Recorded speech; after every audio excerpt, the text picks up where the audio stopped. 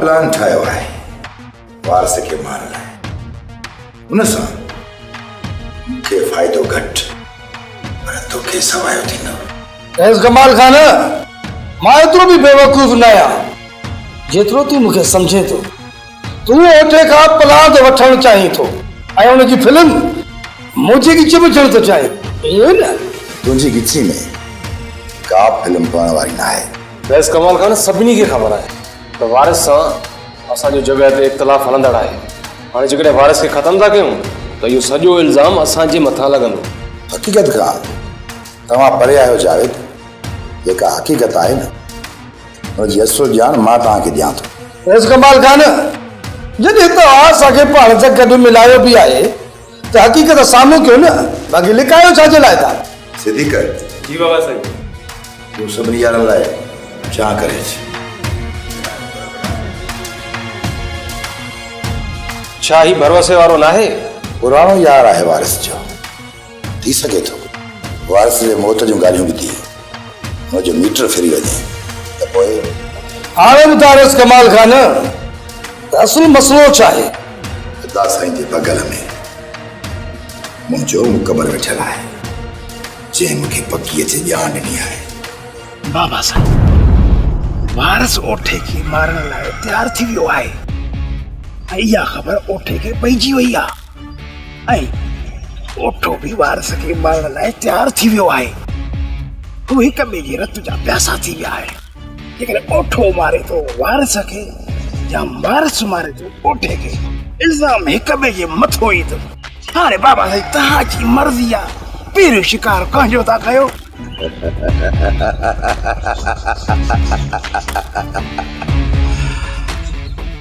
पहिरियों शिकार मदन वारिस जो था कयूं, पोइ ओठो होश मां निकिरी वेंदो ऐं होश मां निकिरी उन अधे वॾे खे मारे छॾींदो।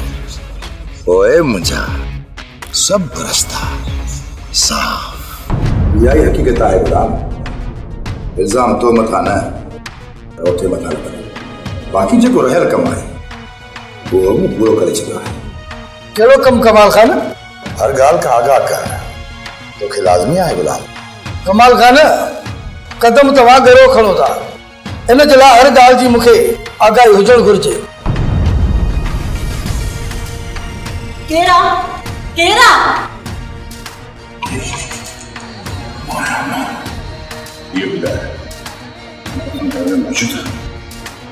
ना दा अञा न आयो। पोइ त सही थियो थी।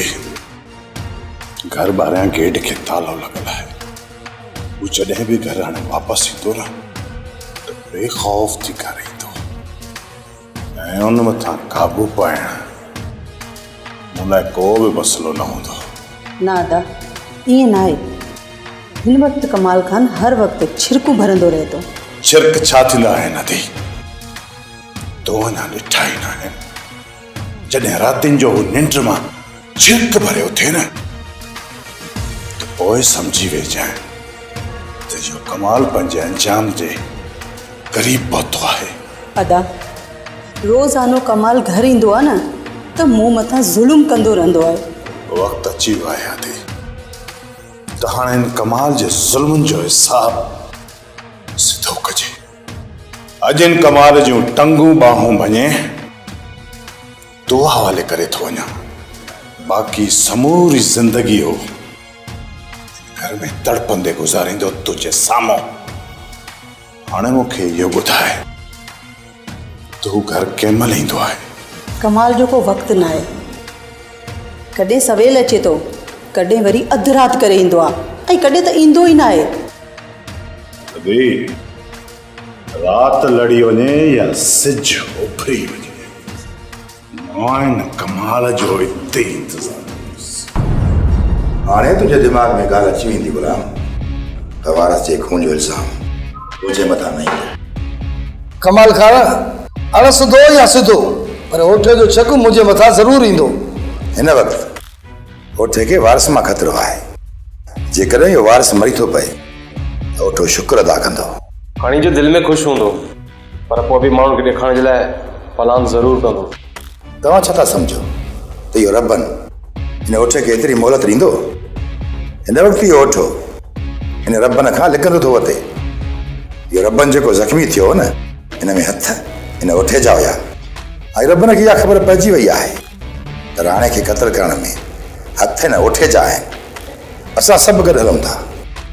मूंखे पूरी तव्हां में उमेदु आहे त हिन वारिस खे ख़तमु करण में तव्हां ज़रूरु कामयाबु थींदो। ठीकु आहे कमाल खान, त पोइ हलूं था। जेकर सुभाणे को मसइलो थिए थो त तूं असांजो साथ ज़रूरु ॾिजांइ। गुलाम, मूंखे तव्हांजे साथ जी ज़रूरत आहे, छो जो मूंखे हीउ मैदान साफ़ करणो आहे ऐं हिन मैदान साफ़ करण लाइ तव्हांजो साथ लाज़मी आहे।